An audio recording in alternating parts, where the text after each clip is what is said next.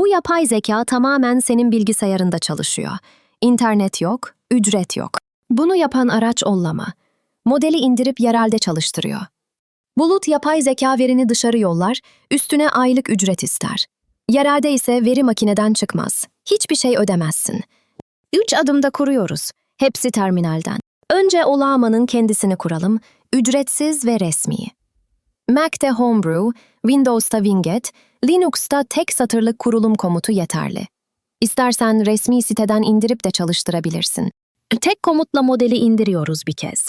Sonra çalıştırıp soruyu soruyoruz. Cevabı kendi işlemcinde üretiyor. Saniyede yaklaşık 72 token. Hiçbir sunucuya bağlanmadan.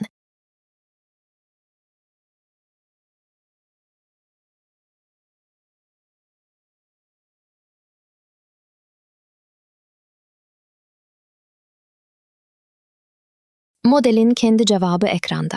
Gecikme yok, veri gizli, buluta bağımlılık yok. Hepsi gerçek çıktı, kurgu değil. Modeller diskye. Kullanmadığını silmeyi unutma.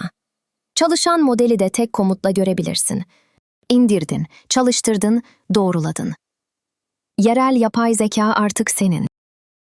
İşine yaradıysa abone ol, yorumlara sorularını yaz. Kanalda ilgini çekebilecek başka kurulumlar da var. Göz atmayı unutma.